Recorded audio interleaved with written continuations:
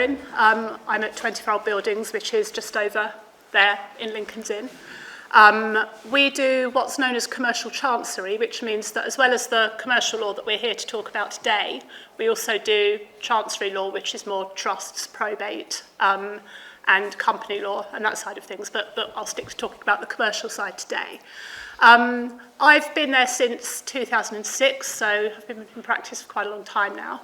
I went in through a slightly unusual route in that I used to be a solicitor at a city firm. When I was applying for training contracts and so on, there was all this talk of solicitor advocacy being the next big thing, which it never has become. So very quickly into my career as a solicitor, I decided that I wanted to switch to the bar because it was always the advocacy side that I was interested in doing. On the commercial side, commercial law is basically law that's based around contract.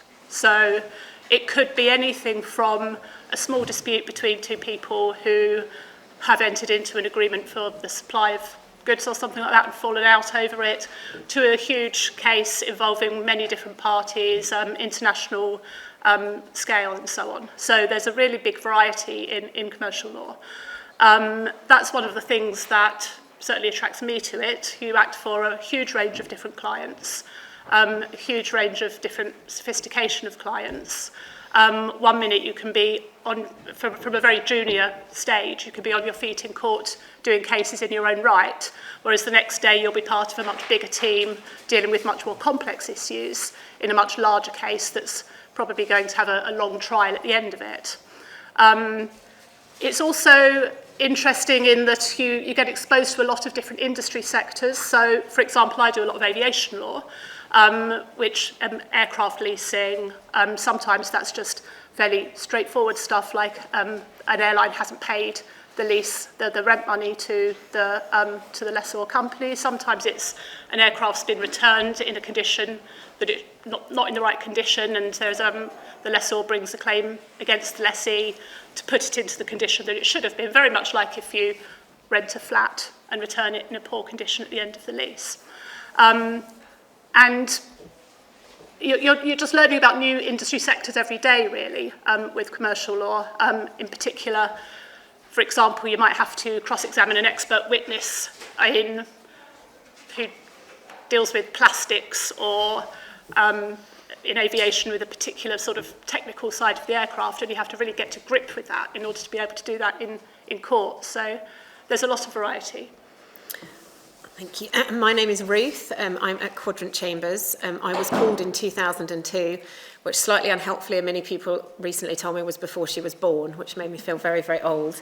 I have been a pupil supervisor. I've been a pupil mentor. I'm currently deputy head of Chambers, and I was chair of ComBar, which is the Specialist Bar Association for Commercial Law. I was head of Equality and Diversity for 3 years and on the committee for 15 before that. So hopefully when we get to those sorts of questions about applying and interviews and things, I might be able to help you with that.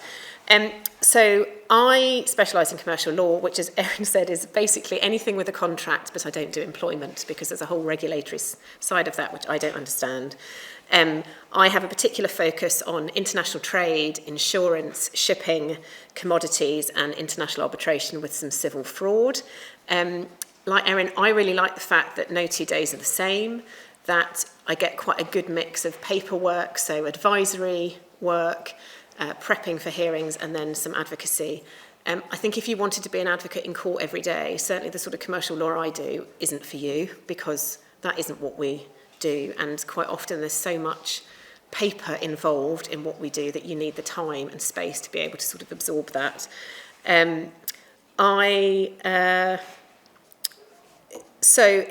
I've thought a little bit about what it is that you might want to think about when thinking about whether commercial law is for you.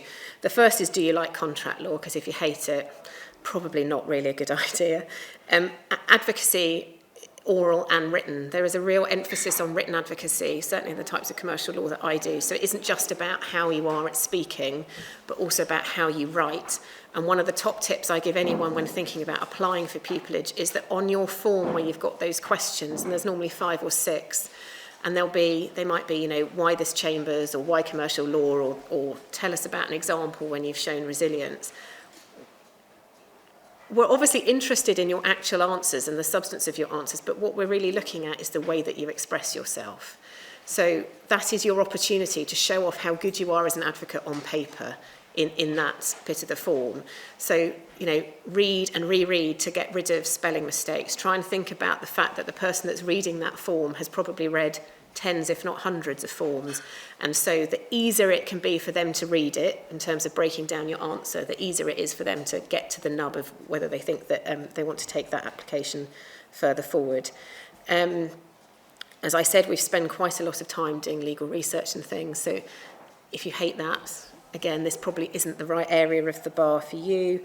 And what I would say is that no area of the bar is objectively better than any other. It's really about what you're interested in and what you want your sort of day-to-day life to be like. In terms of the type of work that I do, I sit as an arbitrator as well as doing arbitration as counsel. There is often a huge amount of expert evidence in the work that we do as a Chambers. And so one week, I haven't done a plastics case actually, but one week I might be talking to an expert chemist because I've got something that's caught fire or exploded. And the next week I might be talking to a forensic accountant because there's a civil fraud and we're trying to trace where money has gone. I really like the fact that you have to absorb a lot of information and then dump it when you're not on that case anymore. And then you might get another case that's got a similar area of expertise sort of 5-10 years later, and somewhere at the back of your brain you start to remember that there were some concepts that you once knew about chemistry or mechanical engineering or whatever. So I don't think a science background is necessary, but obviously if you do have a scientific background, then the sort of commercial law that we tend to practice in Chambers is quite an interesting one because we do quite a lot of stuff to do with commodities and chemistry. And then in terms of things that we certainly as a Chambers look for, it is excellent analytical ability, outstanding communication skills, an ability to perform under pressure. I think that is true of any area of the bar. An ambition and drive to succeed. And then what doesn't always get talked about is resilience. It's not always easy being the end of the line, and we are the end of the line because unless you've got a silk to hide behind sometimes as a more senior lawyer, it will be you in front of the judge or judges or you in front of the arbitrators. And so you have to be able to cope with being asked questions and quite difficult questions. Most of the time, tribunals are absolutely lovely, but we have probably all been in front of a judge who's had a bad day or an arbitrator who's feeling a bit grumpy. And so you do have to learn to be a little bit resilient about that. Thankfully, I've now been at the bar over 20 years, there is a much greater emphasis on well-being and mental health than there ever was when I started out. But it is not a 9-to-5 job every day of the week, and it is not a job where there isn't any element of pressure that there is, because there are always deadlines and you are in front of tribunals. So I think those are things that it's important to think about when deciding what sort of career you want and what sort of area of the bar you want. Although I would say that pressure and that resilience is the same whether you do family or crime or commercial. I don't know if you've got anything to... Yeah, just to pick up on what Ruth said, I completely agree with her about one of the most daunting things, but the most rewarding things about this job is it's sort of the clicking send, because there's no one checking things that you do. So if you do an opinion, if you do a piece of work, you have to be responsible for it and send it off to the solicitor, and it's your work. I know that some of the junior attendants in our Chambers, that's one of the things they've found most challenging. But as I say, it's rewarding too. It forces you to be independent. It forces you to not rely on somebody else to constantly be behind you, checking what you're doing. Sometimes, obviously, as I said, you're working in a team, but you really are sort of responsible for yourself. Certainly in our Chambers, we do have a very supportive network. So obviously, when you're a pupil, you'll have 4 different supervisors, and then when you join as a tenant, it's not like you're suddenly just on your own. Certainly, when I joined, all of my former pupil supervisors and anyone else as well, but you could always knock on people's doors and go in, run ideas past them, chat things through, and that works throughout Chambers. And even now, I still do that. Everybody does that. We all go and talk things over with each other, but at the same time, you're responsible for yourself. And someone isn't always available at 2 a.m. when you've suddenly got a crisis point. No. So I think most, if not all, the the chambers at the commercial bar, as I understand it, have a sort of open doors policy where you can go and ask someone else in chambers questions, and generally we're all very friendly. Obviously, if you're against someone on a case, you can't go and ask them a question. In our chambers, we have a mentor that's given to pupils. So in your pupillage year, you have a mentor that is there as your sort of point of contact. And then when you become a new tenant, you get given a different mentor, so that there is someone who's sort of formally responsible to try and help you. And certainly in that capacity, I've read people's advices and things and just sort of picked up stuff to make sure that there aren't any howlers, but you can't always assume that there's going to be someone checking your work. So it's that, I think that is very different from being in a, you'd know better, but in a law firm where you've got a supervisor and a supervising partner who ultimately make the call about whether a piece of work goes out. Absolutely. But often, as well, as a barrister, you feel that you've got very senior people in a law firm coming to you for advice and thinking, wow, I'm the expert here, which can be quite a sort of kick as well, really. Are there any questions? Take this one and then lady here. How much in regard to BCL at the commercial bar? I'm sorry? How much in regard to BCL at the commercial bar? So that's a tricky question because a lot of people are doing it now. We don't like to place too much emphasis on it because obviously some people can afford to do it, some people can't. So it feels it's not something that we take into account hugely. But we do look for academic excellence, obviously, as one of the factors that we base our recruitment on. Yeah, I would say similarly. I mean, I think there are various bits of the application process. There's a point system for various things. I think you might get an extra point for having a master's, but I don't think we distinguish between the BCL or the LLM anywhere else.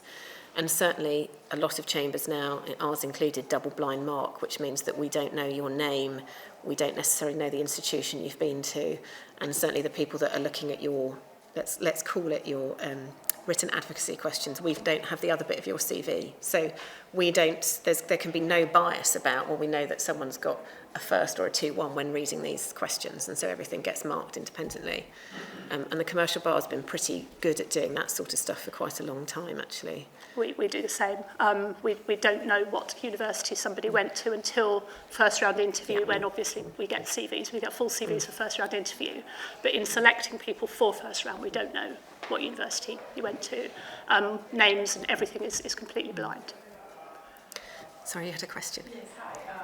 Good afternoon. My name is Kavita. I have 2 questions. First is specifically to you, Erin. You mentioned that you worked in aviation law, and like a couple of months ago I stumbled upon it and I started reading about it. But I don't have experience, of course, in it, either from release. How do you think now in the coming months one could shape their understanding of aviation law to better demonstrate their interest at 24 buildings? I mean, reading cases. Yeah, if you just go and read recent decisions in aviation law, if you go on Westlaw or something like that and do a search, they'll come popping up. That's probably the best way. I mean, it's not like there's a textbook on aviation law that you can just open and turn to. I mean, from my perspective, it was just a case I did. So I didn't start out knowing anything about aviation, and then many years ago I happened to be a junior on a big aviation case, got really interested in it, and then started picking up more and more aviation work. And on this general bit, I wanted to ask that you mentioned that preparation is a very important key as a barrister, right? From this early stage of our career right now, how do you become a genius at preparing? Like, how do you be on top of your game and keep on knowing the legal developments that are there, because there's just so much information? I think I knew more law when I was a law student than I do now. I just know where to look.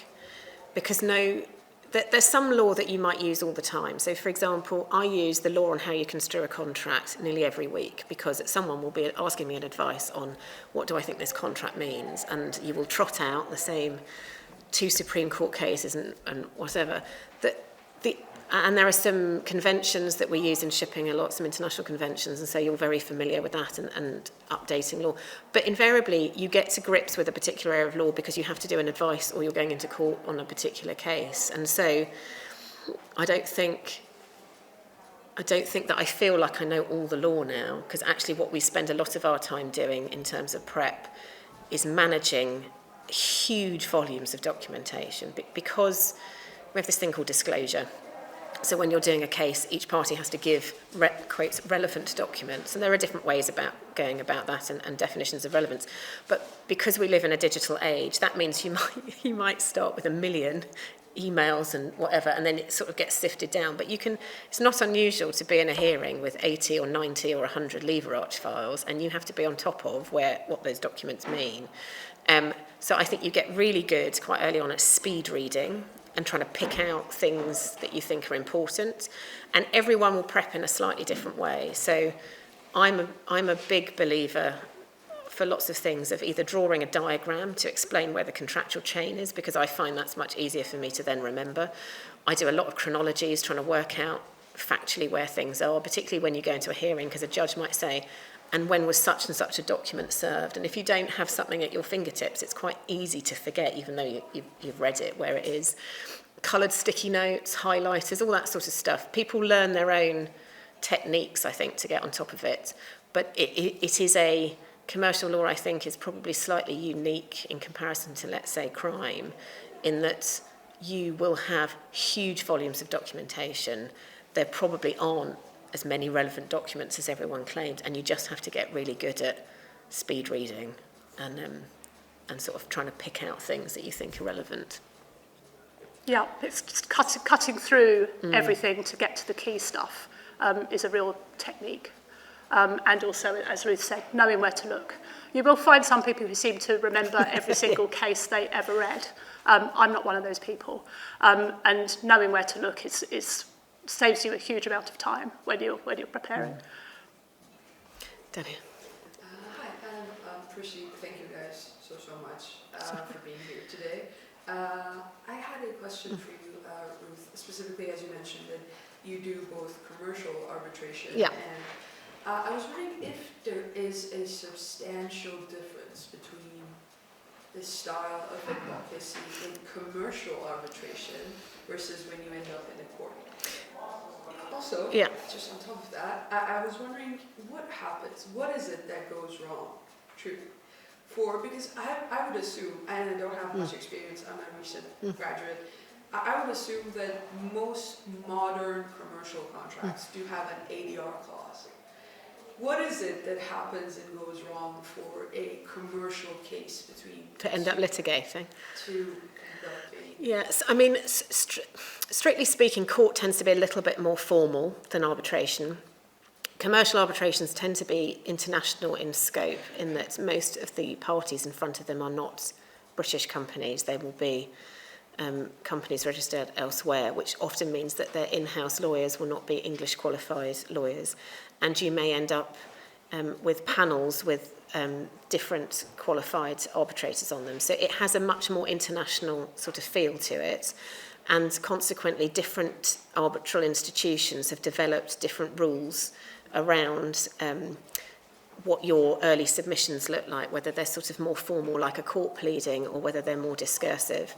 I mean, in very broad terms, you stand up in court and you sit down in arbitration. But beyond that, and you obviously don't ever wear a wig and gown in arbitration, although we don't wear wigs and gowns in the commercial court either. We only wear them in the Court of Appeal or the Supreme Court, or if you're in a contempt hearing and someone might be sent to prison, you have to wear your wig and gown in the commercial court. But so generally speaking, court's a little bit more formal and arbitration's a little bit more informal and a bit more international in its scope. There's all sorts of reasons why people litigate, and thank God they do, because otherwise, part of our job, the advocacy bit of it, wouldn't be quite so exciting. Often there's been a huge loss of trust between two parties. If you've got allegations of fraud, it can be very difficult to settle cases because it's sort of a binary yes or no. Cases that settle are ones really where there's not much question about liability and there's just a lot of discussion about quantum, how much money someone's going to get, because it's all sort of horse trading.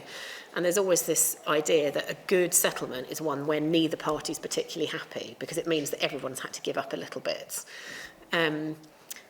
But I mean, it's true that a lot of stuff does settle, and so certainly as an advocate, it can be quite frustrating that you were gearing up to do what you thought was a really exciting, in my case, 6-week trial starting in January, and I don't have that anymore because it's gone. And now, you know, and that doesn't mean that you're scrabbling around for work, you're just now filling your time with something slightly different. But I think it can be difficult to get lots and lots of advocacy experience because stuff disappears. And so you might get a lot of interim, so sort of small procedural type hearing experience, but actually getting a trial or a full arbitration where you get to cross-examine factual witnesses and experts and things can be quite rare sometimes, and particularly depending on where you are in your call cycle, because when you first start out you're really cheap, so you can be used quite a lot as a baby junior, and then you start getting quite a lot of your own work, and then when you're sort of a senior junior as we are, you're quite useful again to Silks because you can take some of the witnesses and you can do some of the cross-examination, but there's a bit in the middle where you're really good doing all the sort of prep work, but you're unlikely to be given the star witnesses in the trial, and so you don't always get to do the advocacy side of your job. But yes, I'm glad some things don't settle. Do you have much settlement in your part of your... Yes. Yeah. Yeah. Thank you so much. You're very welcome. Yes. Sorry, I had a question Yeah. almost follows through Yeah. on what you were just saying. In your career to now, Mm. in both of your careers to now, is there something that you could point out based on your own experience, or perhaps your colleagues, that you think back now and you think, oh, I should have done more of this or less of that, I would have been a better barrister if I'd done this or done that? Could you point out to those? Gosh, that's a very good question. Networking. That's one part of the job that's really important, and that I don't personally, I don't like it, but it's becoming more and more important. Sort of networking, marketing, basically selling yourself. It's yes, yeah. It's a hugely important part of the job, and certainly I know that I neglected it quite a lot in my early career, and I wish I'd done more about it. Yeah. And you feel that would have limited the opportunity in terms of being experienced in certain cases? Well, it's just important to building up your client base is just as important as to doing the work, basically. And obviously part of that comes through doing a good job, but part of it comes through fostering your connections with people. Yeah, I mean, I don't think that can be undervalued, and we don't mean networking, and it's about who you knew before you started this profession. It's not that. It's that you need to make sure that you're taking up speaking engagements, that you are going into solicitors' firms and doing seminars, that you do attend various functions, you take people out to lunch when you have time, that sort of thing. Because those relations, you know, there are people who instruct me now, who instructed me when I first started, and they have been loyal for 20 years. And if you neglect that relationship, then they'll, you know, there are always people as good, if not better than you in this job. So I think that networking and being approachable and down to earth, that there was this terrible perception, I think, you know, probably a couple of generations ago now, that if you were really bright, you were a barrister, and you sort of talked down, you gave your advice from on high. But it's just not, it is not that sort of job. You are a service industry, and you obviously need to be good enough, bright enough to do the job, but that's necessary but not sufficient. So it's all this other, people who are super successful are the people that are really, really good at networking. And they have a massive following, and they will be seen speaking at the best conferences, and that, you know, solicitors will bend over backwards to persuade their clients to use them. So I think it's probably that. I think also worry less. I mean, I think if someone could have told me when I started out that I'd still be doing it 20 years down the line, that would have been nice to know, because I think you always worry, you know, if you haven't had a good set of cases for a while, you start thinking you've done something wrong. And obviously people make mistakes, and the best thing to do is to own up if you do. You retain your reputation that way. Yeah, over here. Yeah. So the question is for you, Erin. So you said you started your journey as becoming a solicitor, and then you decided to go to the bar. become solicitor advocate instead of Um, becoming a barrister? So when I was applying for training contracts, the big city law firms in particular were saying that solicitor advocacy was going to replace the bar. That hasn't happened. I think in my entire career at the bar, I think I've been against a solicitor advocate once. The people are still using barristers, and I could see when I was at the city firm that it wasn't going to happen. When I was a trainee, as part of my training contract, I did a judicial assistantship, and I absolutely loved every second of it, and I just never looked back after that. I just decided, as soon as I qualified, I started applying for pupillages, and I switched over. The only slight difference is that in international arbitration as a subject, an awful lot of the law firms do their own advocacy. So I've sat recently as an arbitrator, and I've had 2 solicitor advocates, very good solicitor advocates in front of me. So if you wanted to do pure international arbitration, I'm not saying that you couldn't make an entire career out of it at the bar, some people do, but if you wanted to come to the bar, you're likely to do international arbitration and some other types of law, because the law firms do tend to do quite a lot of their own advocacy. So equally, if you want to do international arbitration, you want to be an advocate and you'd quite like a salary, like you'd quite like to be employed, then look at some of the big law firms, because they have excellent international arbitration departments. It just sort of depends what you want to do. I mean, the other thing is that there are quite a lot of employed barristers in the commercial field too. So the Bank of England has a stack of them. Most of the big banks have people. The insurers will have in-house counsel. So don't assume that being a barrister only means being self-employed, but the vast majority of barristers are. Any other questions? Yeah. We hear a lot that the commercial bar is very paper heavy.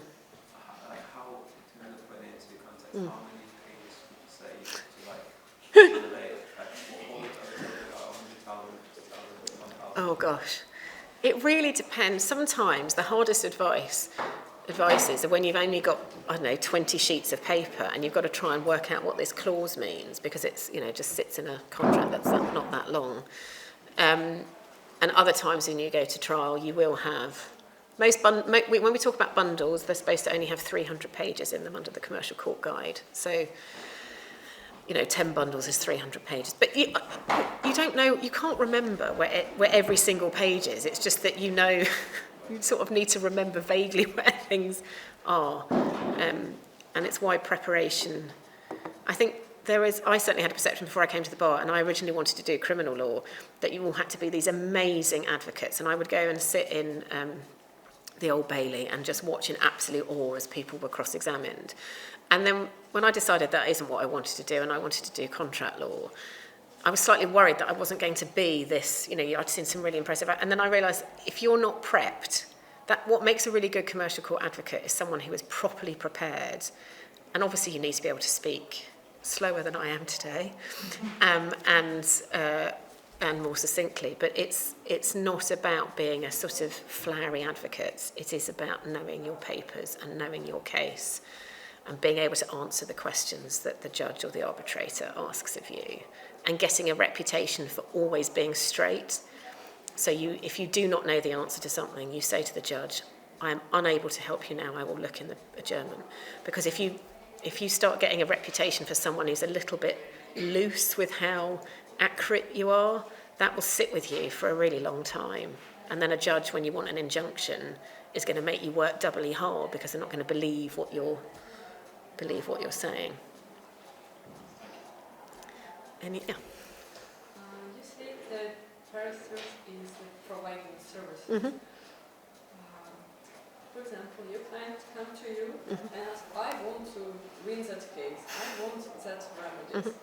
Can you provide such services, or you look at papers and tell them it's definitely a cannot? What do you tell them when they really ask you to do? Yeah, we operate under a professional code of conduct, so there are certain things that you can't lie to the court. So if they tell you something and then ask you to tell the court something else, you obviously can't do that, and there's a helpline that you have to ring if you ever get into such difficulties, knowing how to withdraw from a case. You have to be totally upfront and honest with your client. And I think the thing that you have to explain to the client is, I'm telling you what I think is going to happen. Just because I'm telling you that I think you're going to lose does not mean that when I get into court, I won't give it absolutely everything to try and help us win. But I need to manage your expectations. And I think expectation management is difficult, particularly when you first start out, because you might have people coming to you who've got, they've been running a business for 40 years and you're 6 months in and you're giving advice saying, I don't think that's going to work in front of such and such a judge, but that is what you're being paid to do. And so you can try and win an unwinnable case, and occasionally it happens, but very rarely can you do that, because you're only as good as the evidence you've got.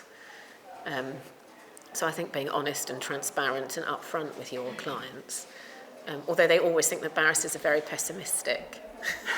And some won't like it. I mean, I learned the other day that I'd been sacked from a case because I told the client that it was hopeless. So they went to find a barrister who wasn't going to tell them that it was hopeless.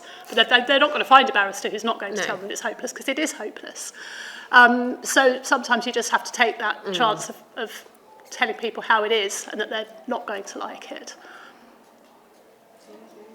But then again, that does depend rather on the sophistication of the client. So yesterday afternoon I had a last-minute urgent advice, and they sort of wanted me to say everything's going to be okay, when it wasn't. But I told them that I can't tell you everything's going to be okay, you just need to decide what the risk is of doing this. And they completely appreciated that and were very grateful for the honest advice. So, yeah, some clients can handle it. Yes? I was wondering, one of the key questions that most of these chambers, all of the chambers have, is why do you think you make a good barrister, right? When you approach that, you mentioned so many key skills and characteristics that we must have. It's difficult to list that out in 100 words. How would you say you can effectively, blow your own trumpet in that? So there is this thing about the power of three. So often if you have 3 points, people remember them. If you have 8, people will lose track after. And if you only have 2, people think. And so there has been loads of sort of empirical research and scientific research that 3 is a magic number. Now, don't for that reason always try and find 3 reasons when you've only got 2, because you'll come unstuck. But I think we have told you, let's say there's 5 or 6 key things that you need. You can't get all of those in an answer. Pick 2 or 3 that you think you can really easily demonstrate, and that you might have something to say that's different from somebody else. We obviously know what people, by the time you get to an interview, we'll know what people's grades are.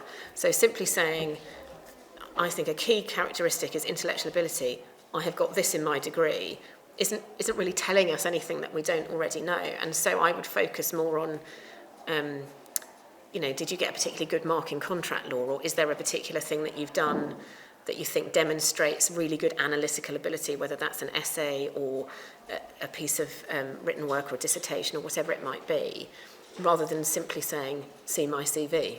If that makes sense. I think one of the most important things that we look for is a genuine interest in our area of law. We want people to come to us who want to do commercial law, who are interested in it. And that's certainly one of the things that differentiates candidates a lot at first round interview. Yeah. At the start of your tenancy, did you have any fears about sending work out in your own name? And if so, how did you overcome that? I think you just have to be brave and press send. Yeah, it's more or less what I was talking about earlier, that I know that some junior tenants do have difficulty with that. It's just reading something over and over and over and over again. When are you finally satisfied that it's good enough to go? And it can be quite daunting, yeah. I'd also, to start off with, and I know it's not very ecologically friendly, print it out and mark it with a pen. People, when they read things on a screen, particularly if you've been working on something for a long time, you read what you expect to see, not what is necessarily there. And so when you print something off, you're much more likely to pick up missed sentences, typos. I mean, the number of times in court, I'm sure, I or someone else has written claimant when they meant defendant, or vice versa, because you just get very used to sort of tapping.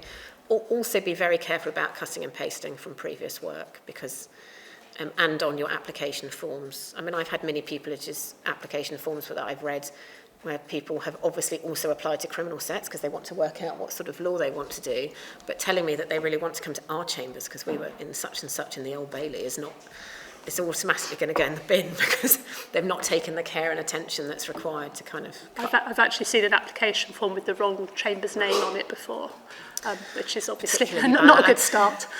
I mean, just to flag up, sorry to cut in, but on that particular point, one of the first speaker today was saying that when you choose to make applications, make as many as you feel you can do well.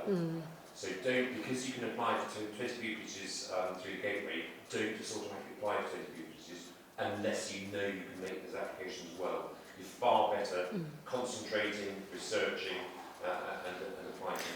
Do you know, I don't know whether it happens on the form anymore, but you used to be able to see where where people had previously, where they'd applied at the same time. I'm not sure, I'm not personally that familiar No. with it, but, It's worth finding that out because if you are going to apply, and certainly you used to be able to see where else people had applied, it looked really odd if you did 2 in Bristol, 2 in Manchester, 2 in London, 2 in Wales, and then you had 2 common law, 2 civil, 2 commercial, because it looked like people were just scatterbombing. It's not unusual to find that people will apply to London and then one other big centre like Manchester or Bristol because they're sort of working out where they want to be and where they want to live. But it looked like you didn't know what you wanted to do, and actually making sure that people are interested in coming to you. It costs us a lot of money to pay pupils. More importantly, it costs us a lot of time to train pupils. So what you absolutely do not want to do is train someone for a year and then them say, actually, I'm not really interested in this law anymore. And it does happen. So we need to know that you really want to do the sort of work that we do to make sure that that's going to work for them and for us. One last question. Thank you so much. There's one question I've often seen in applications, and that's for both training contracts and just everything else. And the question is, why commercial law? And I despise this question of burning passion, because I cannot explain, I'm not sure how to explain my interest in commercial law. It's because when I'm looking at a contract, when I'm doing commercial arbitration, it just feels nice. But I cannot communicate that. I just enjoy my time when I'm reading a contract. And I've asked my university for some guidance, but the answers just sound like short answers, and the guidance, it just doesn't sit well with me. It feels too fake, it feels practiced.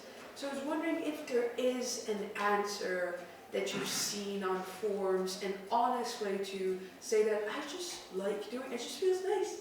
It feels nice to read a contract. How do you communicate that? How do you mention such a thing? Because once I was filling out an application and I was so frustrated with this question, I was like, just give me an interview and see the passion in my eyes. I don't know what to do. But how do you communicate that you're passionate about it? We don't ask that on a form. We might ask you that at interview, but we don't ask that question on a form. So you would have an opportunity at the interview to tell us what you've just told us. Yeah, I mean, more often than not, what I did when I applied, because I was asked a similar question, I looked at all the sets I wanted to apply to, and I looked on their websites and what they said that they did. And I obviously didn't plagiarise what was there, but I thought about what is it that they had in common. What was it? What were the threads of commercial law, and why did I think that that was something I wanted to do? And essentially, it's because I really enjoyed contract law, so that's what I said. I can't remember the exact wording I used, but I think it's worth writing it all down on a separate piece of paper and then really thinking about how you pick bits out and put it on your form. Would you guys get a positive impression from an applicant that is written, I just really like it, I frankly just enjoy this? I mean, you're given, I don't know, 250 words, so whilst brevity is great, I think if you only put 6 words down, that might, I really like it, might not, I think you'd have to explain in what context, and so it might be that you've read a particular case, or you've done a particular piece of work experience, or whatever. I'd tie it to something sort of slightly tangible to get across your interest or passion. Thank you guys so much. I don't know about Erin, I'm still at our Quadrant Chamber stand until 3, so if anyone else wants to come and ask. We're going to have to stop it there, but you do have 10 minutes to try and catch. But thanks very much. You're very welcome.